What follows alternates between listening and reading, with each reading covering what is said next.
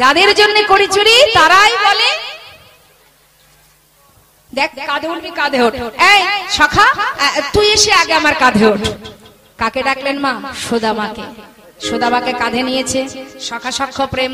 যেই না কাঁধে নিয়েছে, সামনে একটা চরণ, পিছনে একটা চরণ, চুলির মুঠি ধরে আছে, যদি পড়ে যায়। হরি বল। যিনি রাখে হরি মারে কে, মারে হরি রাখে কে, তিনি যদি মারেন তাহলে কার ক্ষমতা আছে ধরে রাখা? তারা তো জানে না, তারা কাঁধে উঠেছে বটে, চুলগুলো ধরে রেখেছে, যদি পড়ে যায়। এখন গোবিন্দ চিন্তা করছেন যে আমার তো ভক্তের চরণ সেবা করার ইচ্ছা, একটা চরণ কি করে হবে, দুটো চরণ না হলে যুগল চরণ সেবা করব কি করে? মনে মনে চিন্তা করছে, আর ভক্তকে কাঁধে করে নিয়ে ভগবান যাচ্ছেন। মহাজন বলেন, দেখো সুদামারে লইয়া কৃষ্ণ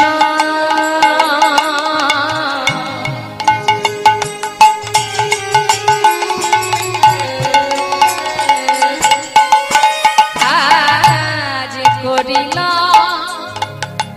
গমন।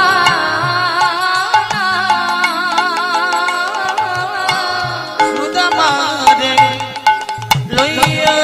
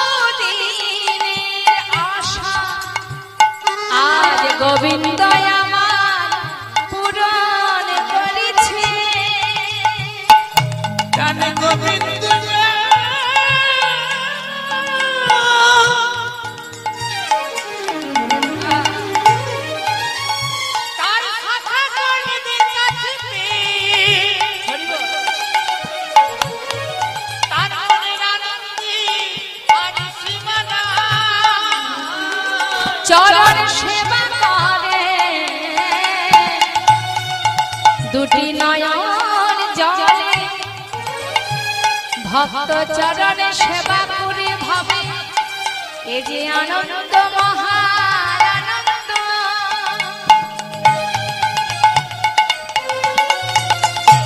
দেখো সুদামারে লইয়া কৃষ্ণ আজি করিল গমন। পক্কয়ম্র বৃক্ষ তলে আসিয়া দাঁড়ালো।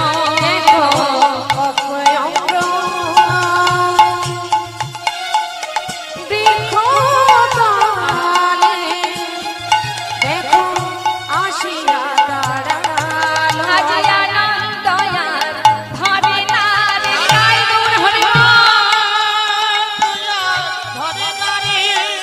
ভক্ত চরণে হৃদয়ে আনন্দ আর ধরে না রে। ভক্ত চরণ হৃদয়ে ধরে আনন্দ আর ধরে না রে। নয়ন জলে চরণ ধোয়ায় দিয়ে বলে আনন্দ আর ধরে না রে। নয়ন জলে চরণ ধোয়ায় দিয়ে আনন্দ আর ধরে না রে। পক্কয়ম্র বৃক্ষ তলে আসিয়া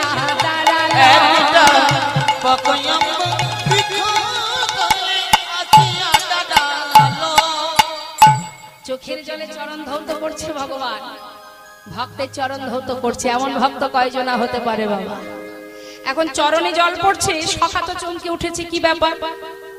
এই কানাই, আকাশে তো মেঘ করেনি, আমার পায়ে জল এলো কি করে? চতুরের শিরোমণি গোবিন্দ ছলনা করে বলছে, মনে হয় কি জানিস, এই দেখছিস না উপরে আম গাছের ডালগুলো আছে, আমার মনে হয় ওই গাছের পাতা থেকে জল পড়েছে তোর পায়ে। হরি বল, হরি বল। মনে মনে চরণ সেবা করছে আর বলছে, হরি সুদামারে যার চরণে পাবার কত জীবী ঘর ছেড়ে পথের বাহির হয়ে যায়,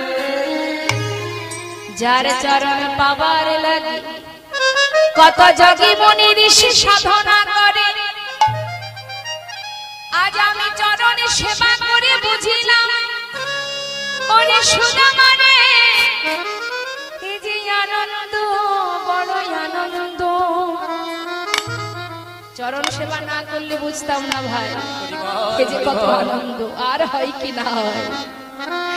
সুদামা কৃষ্ণের কানাইকে বলছে, কানাই এক কাজ কর তো দেখি, একটু আমায় নামিয়ে দে না।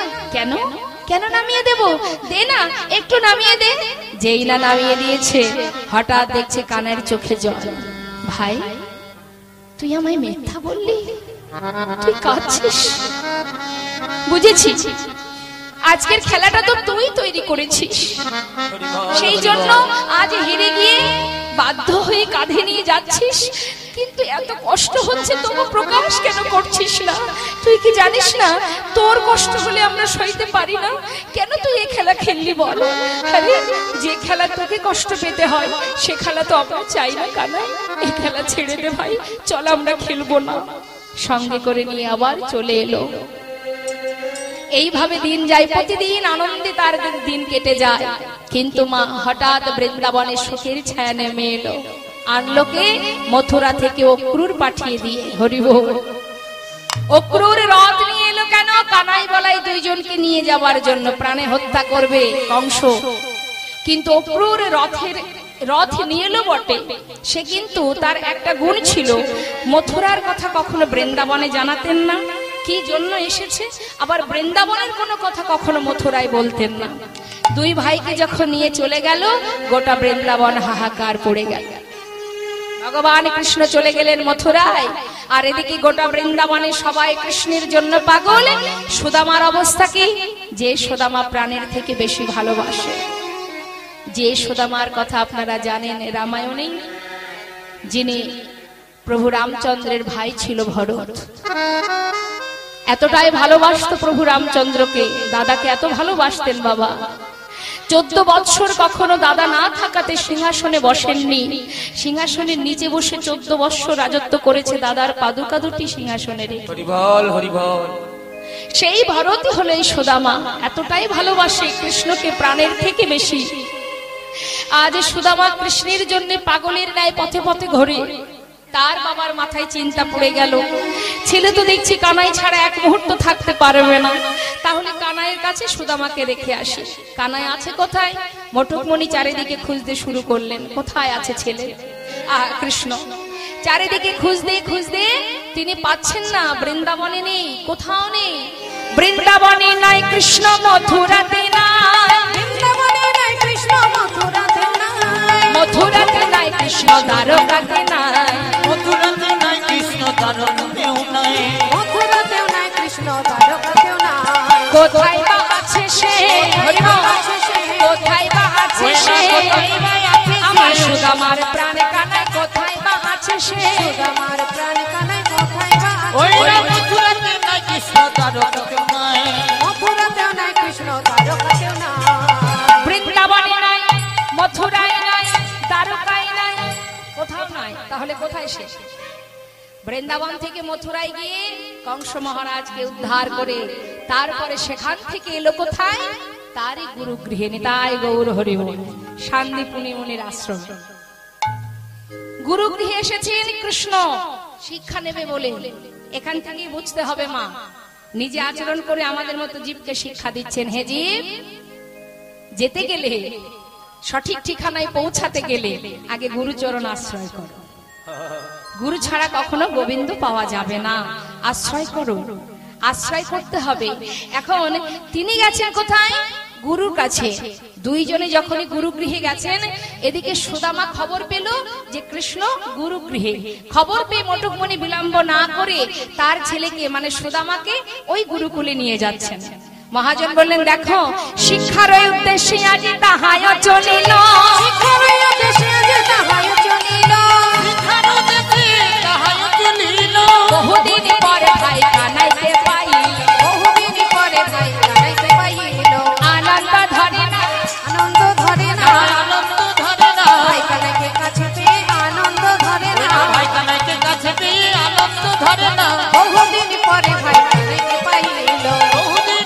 ভাই কানাইকে পাইল।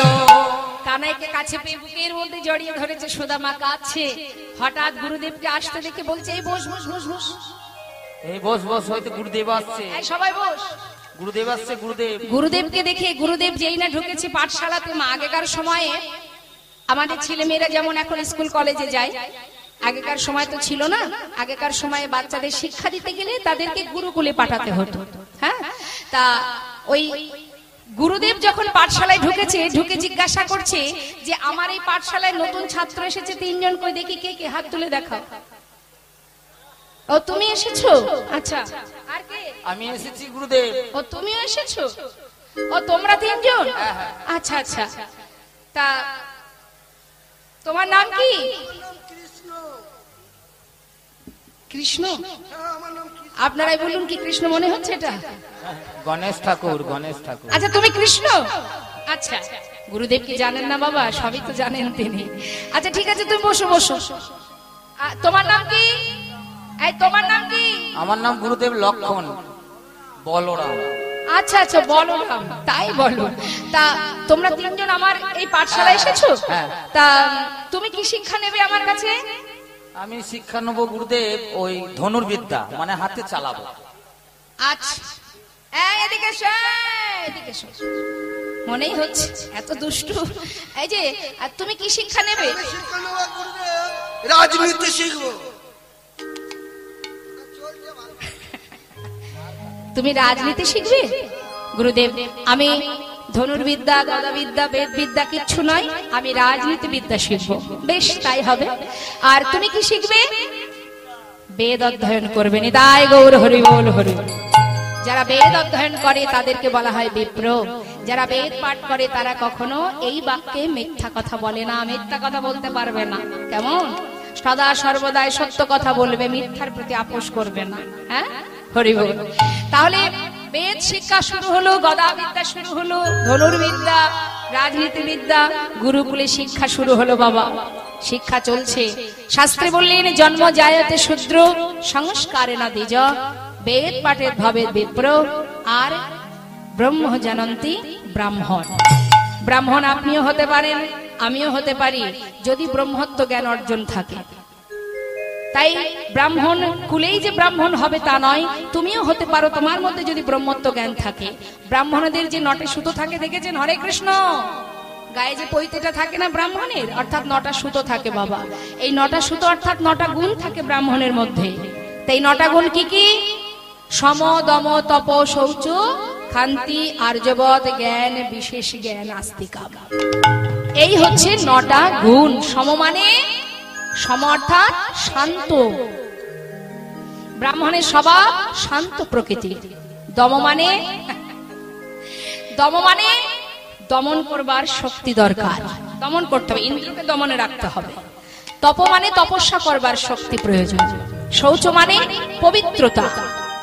পবিত্রতা মানে কি? ওপরে গায়ে পরিষ্কার করলাম, সাবান মাখলাম, এই পবিত্রতা নয়, ভিতরটাকে পবিত্র করতে হবে। কালিমা থাকলে হবে না। আর কি? ক্ষান্তি মানে ক্ষমা করা, ক্ষমা দৃষ্টিতে দেখা। অভিশাপ দেওয়া ব্রাহ্মণের কাজ নয়, সকলকে ক্ষমা দৃষ্টিতে দেখা। আর্যবদ মানে সরলতা, সরল প্রকৃতির মনোভাব থাকতে হবে। জ্ঞান অর্থাৎ ব্রাহ্মণ যারা হয় তাদের অনেক শ্লোক অধ্যয়ন করতে হয়, এর জন্য বিদ্যার প্রয়োজন। আর বিদ্যা অর্জন করা অর্থাৎ জ্ঞান অর্জন করলে বিশেষ জ্ঞানের অধিকারী তুমি হতে পারবে। আস্তিকম ভগবানের চরণে একনিষ্ঠ ভক্তি প্রয়োজন। তাই গৌর হরি বল। এতগুলো গুণ ব্রাহ্মণের মধ্যে আছে, তবেই সে ব্রহ্ম জানন্তি ব্রাহ্মণ। তাহলে গুরুদেব সকলকে শিক্ষা দিচ্ছে, মা শিক্ষা অর্জন করছে। এখানে যত ভক্ত আছে আপনাদের কি দীক্ষা শিক্ষা হয়েছে সকলে? হ্যাঁ, সবার হয়েছে। তা সে তুলসীর মালাটা কোথায়? যারা কৃষ্ণ মন্ত্রে দীক্ষিত হন, গুরুদেব তাদের তুলসীর মালা পরান কণ্ঠে। তুলসীর মালাটাই আমাদের অলংকার, আমাদের সনাতন ধর্মের অলংকার। তো সেটা বাড়িতে হরি বল। সোনার চেনটা তো খুব সুন্দর লাগছে গলায়। কর্তা মশাই মানে বাড়ির কর্তা স্বামী দিয়েছে, তো বলেছে গিন্নি খুলে রাখবে না, কিন্তু বেশ মানিয়েছে তোমার। স্বামীর কথা অক্ষরে অক্ষরে পালন করছি, কিন্তু যিনি জগৎপতি তিনিও একটা দিয়েছেন দামি গহনা, সেটা আমরা পরি না কেন? তাতে সম্মানে বাধে, লজ্জা করে। লোকে বলবে কি, লোকের জ্বালাই মরণটা হয়ে গেল, সব তাতে চিন্তা। তুলসীর মালা পরবো তাও লোকের চিন্তা, না জানি পাচে বলে বসে বাবা অতি ভক্তি চোরের লক্ষ্য,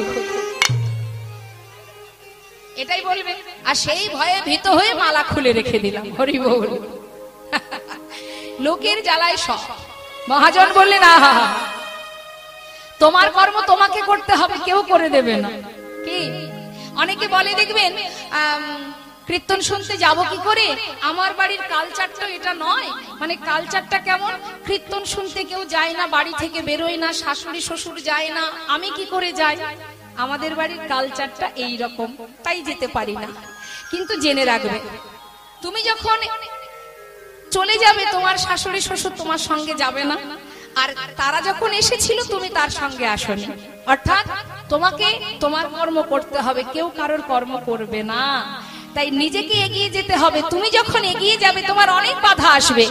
ভগবানের সেবায় বাবা অনেক বাধা, এই বাধা অতিক্রম করে যদি তুমি এগিয়ে যেতে পারো, গোবিন্দ তোমার সহায় হবে। আর যখন তিনি সহায় হবে, যারা বাধা সৃষ্টি করেছিল একদিন দেখবে তারাই তোমার পিছন পিছন ছুটছে। নিতাই গৌর হরি বল, হরি। তাই সাহস করে তোমাকে এগোতে হবে। ঘরে বসে করতাল বাজিয়ে হাতে তালি দিয়ে ভগবানের নাম করো, আজ না হোক কাল সে আসতে বাধ্য। এগোতে হবে তোমাকে, তাই নিজের কর্ম নিজেকে করতে হবে, কেউ করবে না। তুলসীর মালা কণ্ঠে পরিধান করো। যখন ভগবানের সেবা দেব আমরা, সেবা দিতে গেলে এগুলো জানতে হবে মা। সেবা যখন আমরা দিই, আমরা জানি গোবিন্দ সেবায় তুলসী পত্র ছাড়া হয় না। তাহলে তিনি যখন তুলসী পাতা ছাড়া কিছুই সেবা করেন না, আমি যে ভগবানের সেবা দিতে চলেছি, আমার অঙ্গে যদি তুলসী না থাকে, ভগবান আমাকে কেন গ্রহণ করবেন? এটা মাথায় রাখতে হবে। তোমাকে যদি আমার পছন্দ হয় তবে আমি তোমার ঘরে গিয়ে নুন ভাত সেবা করব, কিন্তু তোমাকেই যদি পছন্দ না হয় তুমি রাজভোগ দিলেও তো আমি সেবা করব না। তাই আগে নিজেকে ভগবানের চরণে নত করো এবং নিজের অঙ্গে তুলসী পরিধান করো। ভগবান তোমাকে দর্শন করে যেদিন সন্তুষ্ট হবে, তুমি যেটাই দেবে সেটাই ভগবান সেবা করবেন। তাই গৌর হরি বল, হরি। সেবা দিতে গেলে ক্ষীর সর ননি মাখনের আগে নিজেকে সেবা দাও, তার চরণে অর্পণ কর। ভগবান বলেন আমার কিচ্ছু চাই না, আহা কিচ্ছু না, আমার অমৃত দরকার নেই, মাখন ক্ষীর দরকার নেই, তুমি যেমনটা দেবে আমি তাতেই খুশি। তাও যদি না থাকে, একদিন দেবর্ষী নারদী বলেছিলেন, হে প্রভু, তোমাকে ডাকতে গেলে কি উপায়? আলা ভোলা সকল জীব, যারা ভজন জানে না, যারা সাধনা জানে না, কি করে ডাকবে, ভালোবাসবে তোমায়? ভগবান বললেন, কেউ যদি একটা ফুল দিয়ে ডাকার মতো ডাকতে পারে। মীরাবাই গোবিন্দকে স্বামী রূপে ভালোবাসতেন ছোটবেলা থেকেই, তাই তো কৃষ্ণকে স্বামী রূপে পেয়েছিলেন। শাস্ত্রে বললেন, ভগবান নিজেই বললেন, যে আমাকে যেমন করে ডাকে, যে জয়ছে ভজে আমি তারে ভজিত হইছি। অর্থাৎ যে আমাকে যেমন করে ডাকে, যে আমাকে যেভাবে ভালোবাসে, কেউ বন্ধু, কেউ স্বামী, কেউ বা পুত্র, আমি তার কাছে তেমন ভাবেই থাকি। তা কেউ যদি একটা ফুল দিয়ে ডাকতে পারে সঠিকভাবে, আমি তার এক ডাকে সাড়া দেব। ভগবানের কথা শুনে দেবর্ষী নারদ আবারও বললেন, কত সহজ উপায় দিয়েছেন মা। বলছে যদি ফুল না থাকে কোনো দুঃখ নেই, একটা তুলসী পত্র যদি কারোর থাকে, সেই তুলসী পত্র আমাকে নিবেদন করুক, আমি তাতেই সন্তুষ্ট। প্রভু যদি তুলসী পাতাও না থাকে, তাহলে এক গণ্ডূষ গঙ্গা জল প্রভুতে, সেটাও যদি না থাকে, ভগবান বললেন কোনো দরকার নেই, আমি তো প্রত্যেকটি জীবকে দুটি করে নয়ন দিয়েছি, একটাই দিয়েছি গঙ্গা, একটাই পাঠিয়েছি যমুনা। সংসারের জন্য সারা জীবন ওরা কাঁদে, কিন্তু কোন জীব যদি আমার জন্য দু ফোঁটা পানি পরিশোধ করতে পারে, আমার জন্য সারা জীবন নয়, মাত্র দু ফোঁটা কৃষ্ণ বলে যদি নিবেদন করতে পারে, আমি যুগে যুগে সেই ভক্তের চরণে দাস হয়ে পড়ে থাকি। তাই গৌর হরি বল, হরি বল। যদি আর্তনাদ করে বলতে পারি দয়াময়, দুটি নয়ন জলে ধুইয়ে দেব তোমার দুটি রানা চরু, তুমি করিও গ্রহণ শ্রী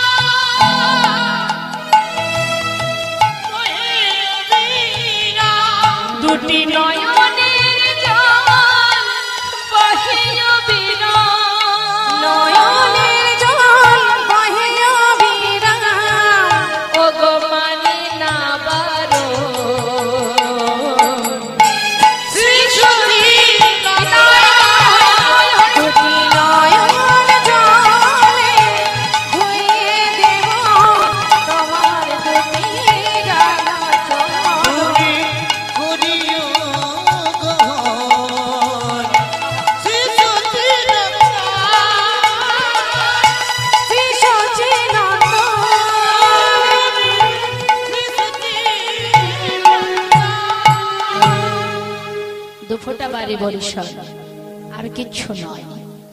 তাই আজ গুরু গৃহে শিক্ষা অর্জন করছে, তোমরাও গুরুকুলে যাও, গুরু কাছ থেকে শিক্ষা গ্রহণ করো, প্রতিনিয়ত তার মন্ত্র জপ করো। জপ না করলে ফল পাওয়া যাবে না, জপ করতে হবে ঠিকঠাক। যদি তুমি মন্ত্র যে বীজ রোপণ করবে, এই বীজটাকে যদি সেবা করা যায় তাহলেই তো ফল পাবে তুমি। তাই মাগো, আজ দেখুন গুরু গৃহে চলছে শিক্ষা অর্জন করতে করতে হঠাৎ গুরুমা বলে উঠলেন, সুদামা যাও দেখি, শুধু শিক্ষা অর্জন করলে হবে না, একটু কাজ আছে। কি কাজ? যাও একটু বন থেকে কিছু কাঠ কুড়িয়ে নিয়ে এসো। মন্দিরে আশ্রমে কাঠ ফুরিয়ে গেছে। সঙ্গে সঙ্গে সুদামা প্রস্তুত যাওয়ার জন্য। গুরুমা বললেন, শোনো, সাথে করে কানাইকে নিয়ে যাও, একা একা পারবে না, দুইজনে একসাথে যাও। কিছু ছোলা দিয়েছে, ভিজে ছোলা, সেটা যখন খিদে পাবে দুজনে ভাগ করে খাবে। সুদামার আঁচলে বেঁধে দিয়েছে।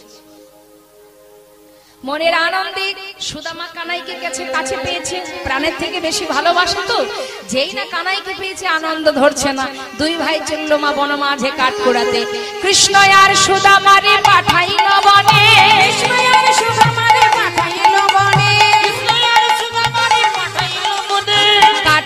চলে তারা আনন্দিত মনে। হরিমান হরিমান আনন্দিত মনে, কাটানিতে চলে তারা আনন্দিত মনে, কাটানিতে চলে তারা আনন্দিত মনে। আনন্দ ধরে না, আনন্দ ধরে না, আনন্দ ধরে না, আনন্দ ধরে না। কৃষ্ণ আর সুদামার আনন্দ হরিমান হরিমান আনন্দ ধরে না, কৃষ্ণ আর সুদামার আনন্দ ধরে না, আনন্দ ধরে না। কাটানিতে চলে তারা আনন্দিত মনে, কাটানিতে চলে তারা আনন্দিত মনে। বনের মধ্যে গিয়ে কাঠ কুড়াতে কুড়াতে হঠাৎ গোবিন্দের কি লীলা দেখুন। হঠাৎ ঝড় বৃষ্টি শুরু হলো। হে নকালে হইল তাহার ঝড় ভয়ঙ্কর, চারিদিকে ভরিল ঘন অন্ধকার। চারিদিকে ভরিল ওই ঘন অন্ধকার। দেখতে দেখতে যেই না অন্ধকার হয়ে গেল বাবা, দুজন দুজনকে আর খুঁজে পাচ্ছে না। একে অপরকে ডাকছে সুদামা, সুদামা। কিছু সময় পর যখন দুই ভাই কাছে পেয়েছে, একে অপরকে জড়িয়ে ধরে আছে। চলছে ঝড় বৃষ্টি, প্রখর বৃষ্টি ঝড়ের মধ্যে দিয়ে দুই ভাই কি করবে, বনের ভেতরে ভিজে তারা ঠক ঠক ঠক ঠক করে কাঁপছে। বৃষ্টি বন্ধ না হলে যাবে কি করে, তাই দুইজনে বসে আছে একটা গাছে উঠে। এখন যে গাছে উঠে বসে আছে দুই ভাই, একজন বসেছে উপরে, একজন নিচে। নিচে আছেন গোবিন্দ, উপরে সুদামা। হঠাৎ খিদে পেয়ে গেছে, মা যে ছোলা পাঠিয়েছিল তাহলে একটু ছোলা খাই, এই ভেবে যেই না ছোলা খেতে যাবে কানার কথা মনে পড়ে গেছে। চিন্তা করছে কানাইকে না দিয়ে খাবো কি করে, গুরুমা বলেছে যে। এখন খেতে খেতে ভাবছে আমার তো খিদে পেয়েছে, আমি এখন খাই, কানের জন্য কিছু রেখে দেব, নিচে নেমে কানাইকে দিয়ে দেব। সে তো নিচের ডালে। এখন একটা একটা করে খাচ্ছে খিদেতে, আর এদিকে কাঁপছে। খেতে খেতে কিছু কিছু আবার নিচে পড়েও যাচ্ছে। পড়ছে যখন, কানাই যে ডালে সামনে দিয়ে পড়ছে। কানাই দেখছে যে ছোলা পড়ছে মানে সুদামা ছোলা খাচ্ছে। মনে মনে চিন্তা করছে মা যে বলেছিল আমাকে দিয়ে খেতে, তুই সব একা একা খাচ্ছিস। কিছুক্ষণ পর কানাই খুব চতুর মা বলছে সুদামা, এই বন্ধু, খিরে আমার না প্রচন্ড খিদে পেয়েছে, মা যে ছোলা পাঠিয়েছিল একটু দে না। সুদামা বলছে দাঁড়া কানাই।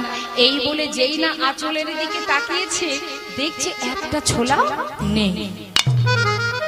ওই যে কিছু খেয়েছে, কিছু পড়ে গেছে, আর যে কাছে নেই সেদিকে খেয়াল নেই। কিছুক্ষণ পরে চিন্তা করছি এখন আমি ওকে বলবোটা কি বলবো, আমি আর তো ছোলা নেই, আমি যে খেলাম আমি ওকে বলবো কি।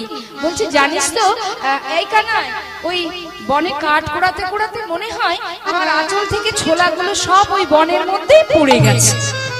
গোবিন্দ মনে মনে চিন্তা করলেন তুই মিথ্যা বললি তো। জগতে সবার চোখে ফাঁকি দেওয়া যায়, জেনে রাখবেন একজনের ফাঁকি কেউ দিতে পারবে না।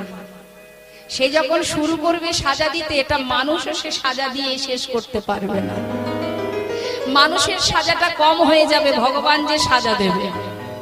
তাই তো বাবা, তাই তার চোখের ফাঁকি কে দেবে বলো? হ্যাঁ, নবদ্বীপের মাঝে মস্ত বড় পণ্ডিত চাপাল গোপাল শ্রীবাসের ঘরে মহাপ্রভু হরিনাম করতেন বলে মা ভবানীর পূজার সজ্জা নিয়ে ছড়িয়ে ছিটিয়ে অট্টহাসি হাসতে হাসতে রাতের অন্ধকারে ঘরে গিয়েছিলেন। ভেবেছিলাম আমি বিরাট কাজ করলাম, কেউ দেখতে পেল না, অন্ধকার রাত্রে করেছি। কিন্তু বাবা পরেই দুদিন যেতে না যেতে শুরু হয়ে গেল দুরারোগ্য ব্যাধি, সারা গায়ে কুষ্ঠ। তাই ভগবান কাকে কখন সাজা দেবে কেউ জানে না। হ্যাঁ, তুমি মনে করছো রাতের অন্ধকারে চুরি করলাম, ডাকাতি করলাম, খুন করলাম, কেউ দেখলো না, কিন্তু অপেক্ষায় থাকো, সাজা তোমাকে পেতেই হবে। এমন সাজা তুমি পাবে, ঘরের কোণে বসে বসে কাঁদতে হবে, আর পালাবার রাস্তা খুঁজে পাবে না। তাই বাবা আজ দেখুন সুদামা যে চুরি করে মানে সে যে মিথ্যা বললো, গোবিন্দ মনে মনে চিন্তা করলেন বন্ধু তুই আমায় মিথ্যা বললি তো, বেশ এই দিন দিন নয়, দিন আবার আসবে। কি করলো, ঠিক তার পরের দিন ডাকছে সুদামা, এই ভাই এদিকে আয়। কাছে ডেকে নিয়ে বলছে কিরে তুই তো আমাকে অনেক ভালোবাসিস, কতটা ভালোবাসিস বল দেখি। বলছে শুনবি, আমার প্রাণের থেকে তোকে বেশি ভালোবাসি। তুই যদি বলিস আমার প্রাণটা তোর জন্য দিয়ে দেব। না না না না না, প্রাণ দিতে হবে না। শোন, আমি না একটু নাড়ু খেতে ভালোবাসি। তুই তো জানিস আমি একটু নাড়ু ভক্ত। ওই দেখ রন্ধনশালায় গুরুমা নাড়ু করে রেখেছে, জানা আমার জন্য দুটো নাড়ু নিয়ে আয় না। যেই বলেছে বাবা, সুদামা বলছে ঠিক আছে দাঁড়া, আমি এক্ষুনি আসছি। গুরুমাকে গিয়ে যেই বলবো মা আমাকে দেবে আর আমি তোকে দিয়ে দেব। না না, ওইভাবে আনলে হবে না, চুরি করে নিয়ে আসতে হবে। চুরি করে? হ্যাঁ, তুই আমার জন্য প্রাণ দিয়ে দিবি আর দুটো নাড়ু চুরি করে আনতে পারবি না? যা নিয়ে ভাই, আমি তো কখনো চুরি করিনি, আমি কি করে চুরি করব বল? আমার গুরুদেব আমাকে বলেছে কখনো মিথ্যা কথা বলবে না, কখনো অন্যায় কাজ অপরাধ কাজ করবে না, তাহলে আমি কি করে চুরি করব বল? আমি গুরুমাকে গিয়ে বললেই তো মা দিয়ে দেবে আমাকে, আমি তখন তোকে দেব, একটু অপেক্ষা কর। না, বলে আনলে আমি খাবো না, তোকে চুরি করে নিয়ে আসতে হবে। সুদামা তো অনেক ভালোবাসে মা, তাই ভগবানের পরীক্ষার সম্মুখীন হলেন। বেশ, তবে শোন, আমি কিন্তু ভিতরে যাব, তুই দরজায় দাঁড়িয়ে থাকবি। দেখিস ভাই, যদি গুরুমা আসে আমাকে একটু সাবধান করে দিস, ইশারা করলে আমি সাবধান হয়ে যাব। ঠিক আছে, আমি কিন্তু তোর জন্য চুরি করতে যাচ্ছি রে। ঠিক আছে, চিন্তা করিস না, তুই যা। যেই না সুদামা ভিতরে চলে গেল, গোবিন্দ দরজার পাশে বসে, ভিতরে গিয়ে যেই না নাড়ুর পাত্রে দুটো নাড়ু তুলেছে, পিছন থেকে গোবিন্দ চিৎকার শুনতে পেল, গুরুমা শিগগির এসো, গুরুমা দেখো দেখো, ওই দেখো। তুমি মনে করো আমি চুরি করে খাই, আজ হাতে নাতে প্রমাণ কে তোমার ঘরে নাড়ু চুরি করে খায়। সঙ্গে সঙ্গে সুদামা ভয়ে ভীত হয়ে ঘর থেকে বাইরে এসে কানার সম্মুখে দুঃখে চোখের জলে বুক ভাসিয়ে কাঁদছে। বন্ধু, আমি যে প্রাণের থেকে তোকে বেশি ভালোবাসি, তুই মায়ের কাছে আমাকে অকারণে মিথ্যে চোর বানিয়ে দিলি। আমি তো কোনো অপরাধ করিনি, আমি তো তোকে বলেছিলাম যে আমি চুরি বিদ্যা জানি না, শুধু তোর জন্য গিয়েছি। তুই কি করলি ভাই, কি করলি? গোবিন্দ মৃদু মৃদু হাসছেন। বাবা, অপরাধের সাজা কেমন করে দিতে হয় দেখুন মা। সুদামা সে তো কানাইকে বড় ভালোবাসে, অভিমানে ক্ষোভে সেও বলে উঠল, তবে শোন কানাই, আজ যখন অকারণে আমাকে মায়ের কাছে চোর করে দিলি, এই তোর সামনে দাঁড়িয়ে, গুরু গৃহে দাঁড়িয়ে আমি প্রতিজ্ঞাবদ্ধ হলাম। আমার মা বলে তুই নাকি ভগবান। আমি জানি না ভাই, যদি সত্যি তুই ভগবান হয়ে থাকিস, কানাই জীবনে যদি হে জীবনে চলার পথে যদি কখনো কোনো দুঃখ আসে, যদি কোনোদিন না খেয়ে মারাও যায়, আমি তোর সামনে প্রতিজ্ঞা করলাম, তোর সামনে কোনোদিন দুটি হাত পেতে আমি দাঁড়াবো না। গোবিন্দ মৃদু হেসে বলে উঠলেন, তাহলে তুইও শুনে রাখ, যতদিন তুই আমার কাছে না চাইবি আমিও তোকে কোনোদিন কিচ্ছু দেব না। প্রতিজ্ঞা হয়ে গেল দুজনের মধ্যে। কিছুদিন পর গুরুগৃহ থেকে শিক্ষা অর্জন পরিপূর্ণ হলো, চলে গেল আপন আপন ঘরে। ভগবান কৃষ্ণ তিনি কিন্তু আর বৃন্দাবনে যাননি বাবা, সেখান থেকে রাজনীতি বিদ্যা শিক্ষা অর্জন করার পর চলে গেলেন তিনি দ্বারকায়। নিতাই গৌর হরিব। দ্বারকায় গিয়ে রাজ সিংহাসন অধিকার করে এবার তিনি চললেন, রাজত্ব করছেন।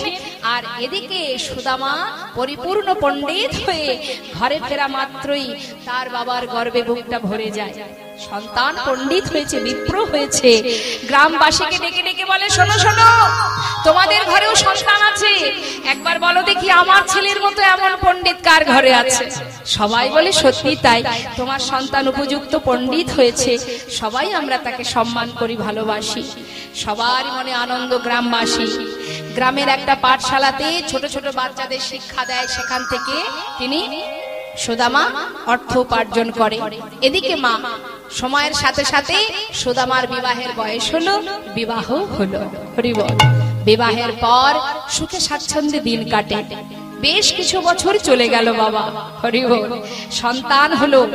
সন্তান নিয়ে সুখে স্বাচ্ছন্দ্যে দিন, কিন্তু আনন্দ আনন্দ আর কতদিন? শুরু হলো ভগবানের পরীক্ষা। নিতাই গৌর হরি বল। ভগবান বললেন, যে করে আমার আশ আমি তার করি সর্বনাশ, তথাপিও যে না ছাড়ে আমার পাশ আমি হই তার দাসানো। বন্ধু, তুই তো প্রতিজ্ঞাবদ্ধ জীবনে আমার কাছে কিছু চাইবি না, তাহলে আজ আমিও একটু পরীক্ষা করে দেখি কত সময়।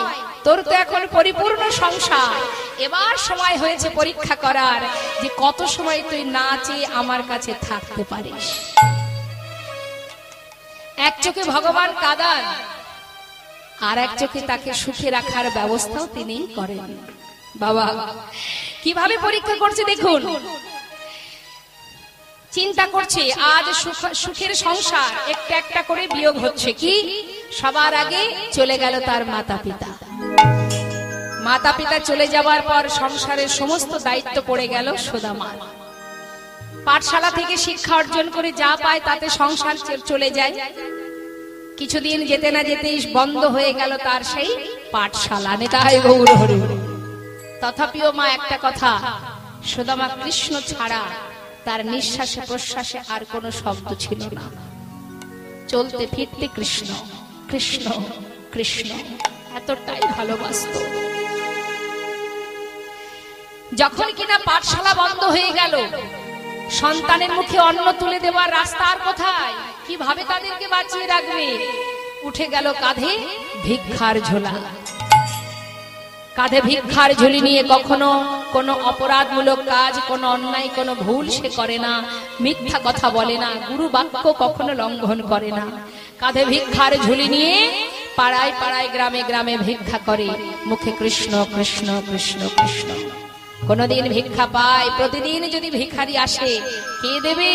যেদিন পায় সেদিন সেবা করে, যেদিন পায় না সারা রাত কৃষ্ণ কৃষ্ণ বলেই দিন কাটতে থাকে। দেখতে দেখতে পিতৃ সম্পদ বলতে যা ছিল মা সব শেষ হয়ে গেল। অবশেষে তার স্ত্রী তার সন্তানদের নিয়ে গাছের তলায় এসে সার হয়ে গেল। তাই গৌর হরি। তথাপিও কৃষ্ণ, কি পরীক্ষা দেখো। তথাপিও কৃষ্ণ। এমনটা যদি বাবা আমাদের জীবনে হয়, আমরা তো ভগবানের সম্মুখে যাওয়া তো পড়ে থাক, তার সেবা পড়ে থাক, তার মুখটুকু আমরা দেখবো না? দেখবো। অনেকে আছে দেখবেন, একটু যদি আঘাত পেয়েছে আর ভগবানের সেবা দেয় না, একটু যদি কষ্ট পায় তার মুখটা দেখে না। না না, মুখ দেখবো না, আমার এত কষ্ট কেন দিল। হরি বল। আমরা মনে করি ভগবানকে ভালোবাসলে সুখে থাকা যায়, কিন্তু এটাই ভুল। না, ভগবান নিজেই বলেছে যে আমাকে ভালোবাসবে তাকে সারা জীবন কাঁদতে হবে। পারবে তুমি কাঁদতে? পারবে না। সত্য ত্রেতা দ্বাপর কলি 4 যুগে ভগবানের বামের যে সহধর্মিনী, তার কষ্টটা একবার ভেবে দেখেছেন কখনো? যে কিনা ভগবানের সহধর্মিনী, তার তো সুখে থাকার কথা, তাহলে তার জীবনের কষ্ট এত কেন? এই কলিযুগে মহাপ্রভুর বামে কে আছে? মা বিষ্ণু প্রিয়া। সারা জীবনে মহাপ্রভু চলে যাবার পর 4 দেওয়ালের মধ্যে ওই প্রভুর কাষ্ঠ বিগ্রহ সেবা করেছেন। সারাদিন মহামন্ত্র জপ করেছেন। একবার করে জপ করে 16 নাম 32 অক্ষর শেষ হলে একটা করে চাল আলাদা করে রাখতো, তন্ডুল। দিনের শেষে যতটুকু হতো সেটাকে রন্ধন করে অর্ধেক দিত শাশুড়ি মাকে, তারপরে কিছুটা দিত বাড়ির কাজের লোক ঈশানকে, আর যেটুকু থাকতো সেটুকু নিজে সেবা করত। তাও কি জন্য সেবা করত? যাতে প্রাণটা বেঁচে থাকে, যাতে ভগবান, যাতে প্রভুর সেবা করতে পারি। ত্রেতা যুগে প্রভু রামচন্দ্রের বামে মা সীতা, তার কষ্টটা অনুভব করুন। সারা জীবন বনে কাটালো, বনবাসী হয়ে, তারপরে অগ্নি পরীক্ষা হলো, তারপরেও হলো না, অবশেষে তাকে পাতালে চলে যেতে হলো। তাহলে বাবা তুমি সুখের আশা করছো? নামাচার্য শ্রীলা ঠাকুর হরিদাস সারা জীবন যাকে ভালোবেসে ঘর ছেড়ে পথে নামলো, কত আঘাত, কত লাঞ্ছনা সহ্য করতে হয়েছে। ব্রাহ্মণ সমাজ, বৈষ্ণব সমাজ হরিদাসকে দেখলে দূরে সরে যেত, এক আসনে বসে সেবা করতো না, মুসলমান কুলে জন্ম নিয়েছে বলে। কত চাবুকের আঘাত সহ্য করেছে, সেই হরিদাসকে বুকের মধ্যে তুলে নিয়েছিলেন আমার মহাপ্রভু। তাই গৌর হরি বল, হরি বল। তাই ভগবানকে ভালোবাসলে কাঁদতে হবে। এর পিছনে আরো কারণ আছে মা। ভগবান তাকেই কাঁদান বাবা। কাকে কাঁদান জানেন? যাকে নিজের করে ভালোবাসেন। প্রতিটা মুহূর্ত তাকে কাঁদান এই জন্য, তার জীবনের যত পাপ আছে খণ্ডন করার জন্য। তার একটা ছোট্ট প্রমাণ দিই মা। আপনার বাড়ির সামনে যদি বাচ্চারা খেলা করে, আপনার বাচ্চাও আছে সেখানে, এত সুন্দর খেলা করছে, আপনি খুশি হয়ে যদি খাবার দিতে চান, একটু কিছু ওদেরকে দিতে চান, তাহলে সেটাকে নিজের ছেলেকে দেবেন না সবাইকে দেবেন? বেশ, তাহলে খাবার যখন দিচ্ছেন, কিছু খাবার খেতে দিচ্ছেন, সবাইকে দিচ্ছেন। কিন্তু যখন দেখবেন তাদের মধ্যে মারামারি হচ্ছে, সবার আগে আপনি কার হাতটা ধরবেন? নিজের ছেলের হাতটা ধরবেন তো, পাড়ার লোকের হাত তো ধরতে যাবেন না। পাড়ার বাচ্চার আগে নিজের সন্তানের হাত ধরবেন, তাই তো? হাত ধরে কি করবেন? যদি দেখেন মারামারি করছে, আপনি তাকে টেনে নিয়ে প্রয়োজনে হয়তো একটা চড়ও মারলেন। বাবা আপনি মারলেন কেন? আপনার ছেলে অন্যায় করছে তাই মারলেন। বাচ্চা বসে বসে কাঁদবে আর মনে মনে ভাববে বাবা মেরেছে কি মা মেরেছে। আপনি তো জানেন আপনি কেন মারলেন, সে জানে না। সে জানবে মা মেরেছে, কিন্তু আপনি জানেন কেন ওকে আপনি শাসন করলেন, ওর ভালোর জন্য। হরি বল। ঠিক তদ্রূপ ভগবান তাকেই কাঁদান, তাকেই শাসন করেন, যাকে তিনি সব থেকে নিজের করে ভালোবাসেন। তাই গৌর হরি বল। কাঁদান এই জন্য যে তুমি অপরাধ করে যাচ্ছ, যে অন্যায় করে যাচ্ছ, যত তুমি কাঁদবে চোখের জলে তোমার অপরাধ সব খণ্ডন হয়ে যাবে। আর যেদিন তোমার পরিপূর্ণ অপরাধ খণ্ডন হয়ে যাবে, সেদিন তুমি পুণ্য অর্জন করে তুমি ভগবানের ভক্ত হয়ে উঠবে। এটাই গৌর হরি বল, হরি বল। তাই তিনি সাজা দেন। কখনো যদি গোবিন্দ কাঁদান, যদি কখনো কষ্ট পান, ভাববেন না, কখনো তাকে কোনো কথা না বলে মনে মনে এটাই ভাববেন যে আজ আমি কাঁদছি, কষ্ট পাচ্ছি, নিশ্চয়ই এর পেছনে আমি অপরাধ করেছি।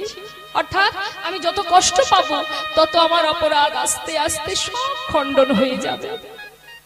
তাই আজ দেখুন সুদামার জীবনে প্রতিটা মুহূর্ত কিভাবে কষ্ট দিচ্ছে মা। সব হারিয়ে যখন গাছতলা সার হলো, ভিক্ষা করে কোন রকমে দিন কাটে, ঝড় বৃষ্টি চলে যায় তাদের অঙ্গের উপর দিয়ে। ছোট ছোট সন্তানদের পরনে কোনো বসন নেই, স্ত্রীর পরনে একটা ছিন্ন বসন, সর্ব জায়গায় ছেঁড়া। এইভাবে দিন কাটে তার।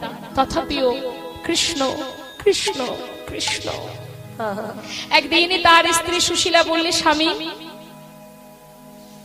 একটা কথা বলবো তোমায়, জীবনে কোনোদিন কিছু বলিনি, আজ আমার বড় ইচ্ছা হচ্ছে বলার।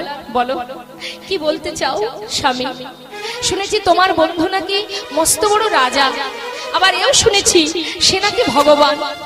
স্বামী গো, যাও না, আমাদের এমন দুরবস্থা, আমাদের জন্য না হোক অন্তত সন্তানদের জন্য কিছু একটু চেয়ে নিয়ে এসো। যাও না স্বামী।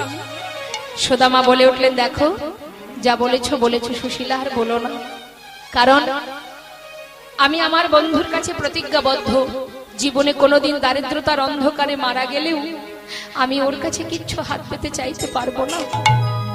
আমি যাকে কিছু দিতে না পারি তার কাছে চাইবো কেমন করে তুমি বলো? কত বছর হলো আমি তাকে দেখতে পর্যন্ত পাইনি, তুমি আজ বলছো তার কাছে কিছু চেয়ে আনতে? আমি পারবো না। আমি, তুমি বলো না, আমি বন্ধুর কাছে হাত পাতবো কেমন করে? সুশীলা বলছে, স্বামী ঠিক আছে, তোমার যদি মন না চাই কিচ্ছু চাইতে হবে না।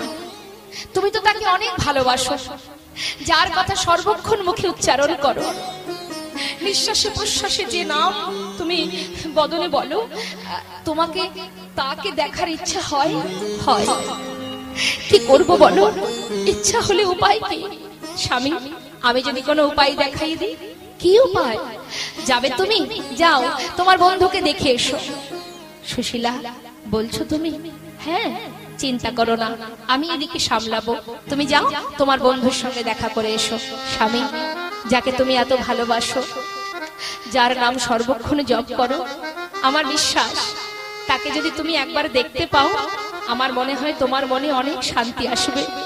স্বামী যাও না, যাও সুশীলা বলছো, কিন্তু কি করে যাব বলো? খালি হাতে কি করে যাব বন্ধুর বাড়িতে বলো? আমি তো নিত্যই তার ঘরে যাই না, এতগুলো বছর পার হয়ে গেছে। যদি মাঝে সাঝে কেউ যায় বন্ধুর বাড়ি, খালি হাতে গেলেও তাতে কোনো ব্যাপার থাকে না, কিন্তু এতগুলো বছর পার হয়ে গেছে, খালি হাতে আমি বন্ধুর কাছে যাই কেমন করে বলো? সুশীলা পারবে কিছু পথ, কিছু উপায় করতে? যদি কিছু এনে দিতে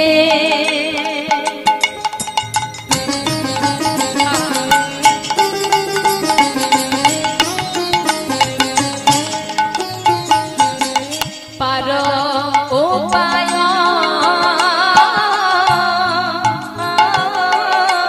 যদি কিছু এনে দিতে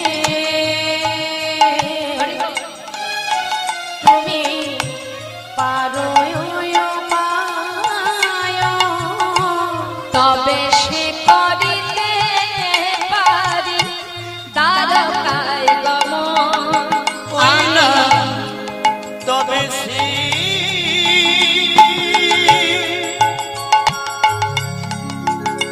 করিতে পারি ওই দ্বারকায় গমন।